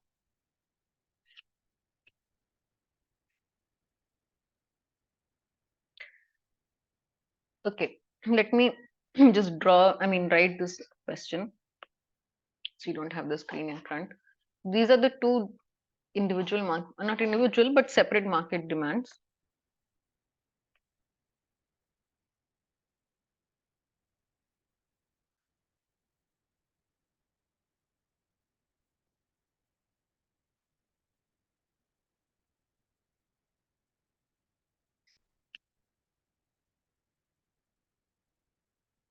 Okay, so these are the two demands, and let's draw the diagram for them.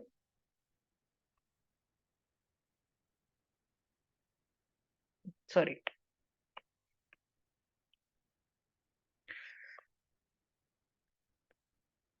This is how we normally check the demand. Okay, so here we check at what point quantity becomes 0, right? So in equation 1, Q1 is equal to 120 minus P.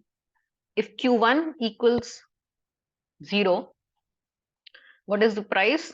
It is 120, right? And if price is 0, quantity is 120. So it should be a little.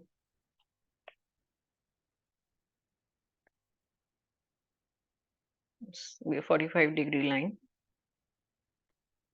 Okay, in the next, Q2 is equal to 60 minus 0.5 P. Now again, what we'll do, we'll put Q2 as equal to 0. When Q2 is equal to 0, price is what? It's again 120. Yes? And quantity is what? When price is equal to 0, quantity is 60. So this is going to be something like this. Not exact, but we'll make do with this. So incidentally, in this particular example, when quantity is 0, the price is the same in both the cases, in case 1 as well as in case 2. So in this particular example, what we can do is we can actually do Q1 plus Q2 and just take a horizontal sum of it and get this function. And what is this function going to look like?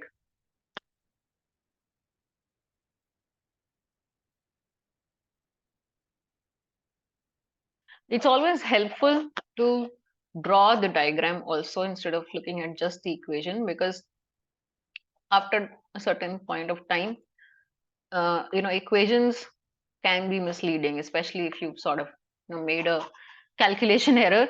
Then you could go seriously wrong with an equation. But if you make a diagram, it will always be a lot more clearer in building your intuition for it.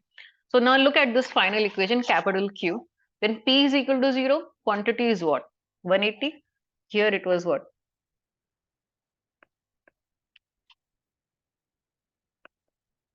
So in this case, what's happening? At price 0, we are taking a sum of these two, right? So it's becoming something like this, 120. And when quantity is 0, price is what? It's again 120 actually. So the price and quantity relation is not changing for Q is equal to 0. So this is your market demand curve. Okay. So in this particular case, we have taken a horizontal sum of the two, and that is how we have derived the market demand. What happens in other cases, many times this may not be the case, which is what Professor Vimal has discussed in the lectures, that in some cases at certain price, quantity will be 0 in one situation, whereas in some other situation. So let me just take another example. It's a made up example, so please bear with me.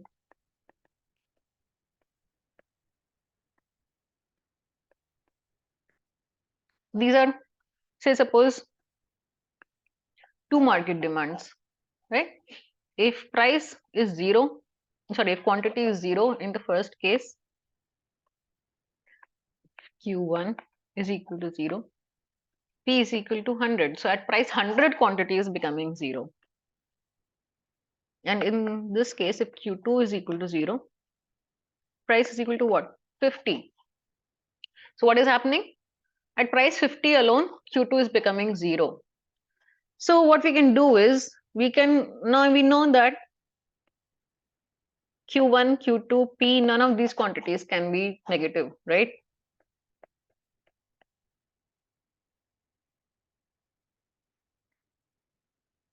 Can be 0, but can't be less than 0.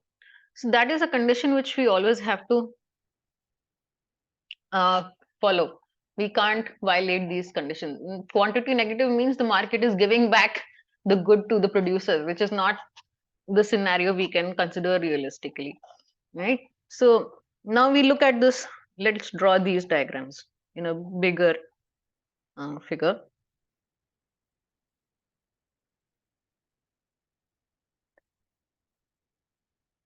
Yeah. So let's draw the diagram for both P and Q. Now if price is 0, quantity 1 is what? 100, right? Say suppose this is 100, this is 50. So in the first incidence, quantity 0 means price is 100. Oh, sorry, I've run it the other way down. Actually, that is also correct. I'm not wrong. Right. So now let's look at the same thing here also. This is 50. This is 100, right? So in the first case, we have this kind of a diagram. The second case, we have this kind of a diagram. This is Q1. This is Q2. Now what happens? That after price 50, let's take after price 50, Q1 is what? So if P is between 0 and 50, the demand is Q1 plus Q2, right? Both have a certain amount of demand. At price 50, quantity demanded by 2 is 0, but the quantity demanded by 1 is this point on the diagram, right? After price 50, any point here, here, here. There is no intersection with the first curve. Only 2 has a demand, right? So what is going to happen is, let me draw it in a thicker line.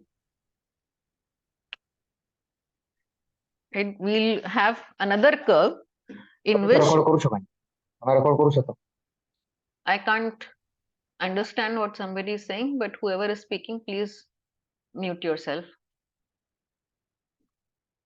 This is an important concept.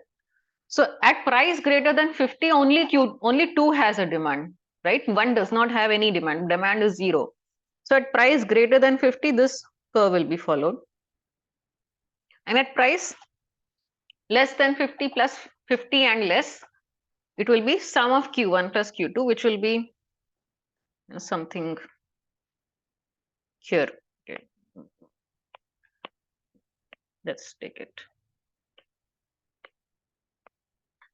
Like it will be parallel to these, something like this. You understand what I'm doing here?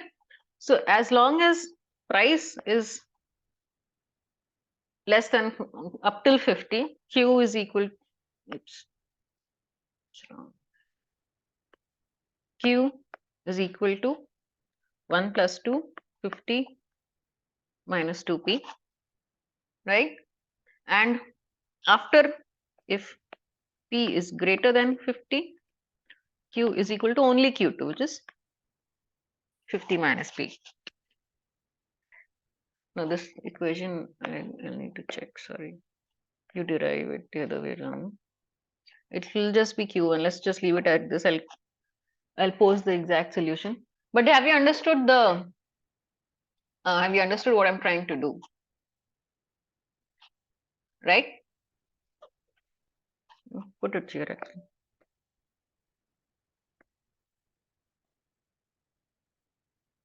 Slope will change actually. I'm just not sure why, but well, that's what happens. So it's not correct. I'm just trying to get the slope correct actually. I'm not sure how much. Something like that. Okay. So this is a rough diagram, so don't take it as sacrosanct. It's just diagrammatic representation of what happens. But I hope you've understood what we do in these scenarios. In our case, the example which I gave, question number 8, incidentally quantity becomes 0 at the same price, right? So that is the reason why we could just do a horizontal sum and be done with it. We didn't have to bother about anything else. But in normal situations, like in this example, which I've taken, it's a separate example, we see that quantity becomes 0 for a different price for the two segments, segment 1 and segment 2. So for as long as quantity is positive, we take the sum of both the quantities. And when quantity becomes 0 after that point, we only take the quantity from the segment which has positive quantity. And when that becomes 0, you can add this also here. If price is greater than 100, Q is equal to 0. This is also important to note. So there are 3 conditions. If yeah,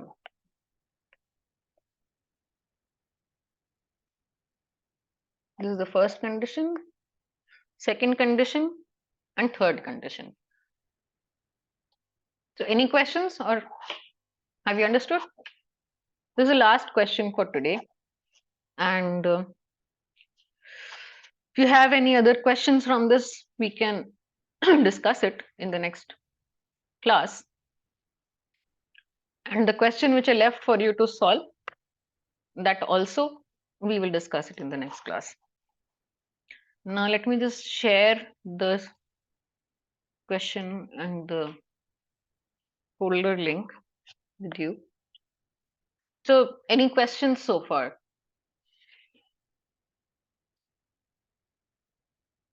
At all? Okay, let me stop this share. Can I stop sharing the screen if nobody has a question?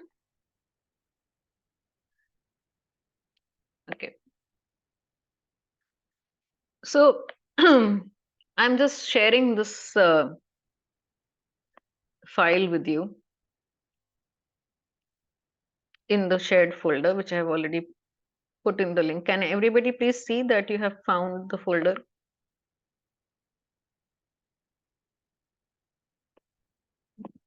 Can everybody see the link of the folder which I've posted on the chat?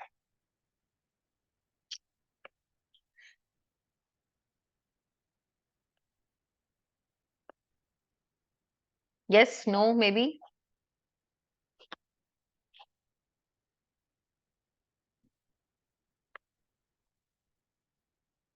No? Okay, just 1 minute. I'll just share the folder link again.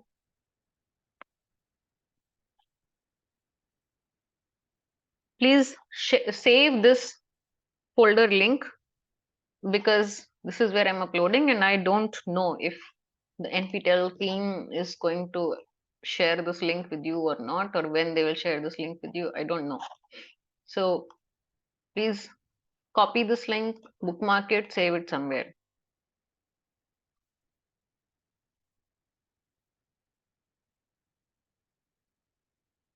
This is the folder link, and I have already uploaded the question, the slides with the questions, and now I'm just uploading the classwork also, the class notes. Yeah, I see it there. So, okay, so this is it for today. Please open that folder and see that you can access it. Go to week 1. There should be 2 PDF files over there. One is this slides, which I shared in the class with the questions. Please solve question number 6 on your own, and we will discuss it in the next class. And in the next class, we will discuss the content from week 2 and any doubts you may have from the assignment for week 1. Okay. All right. So I'll end it here. Anybody has any questions, please ask me now. Otherwise, we can end the class.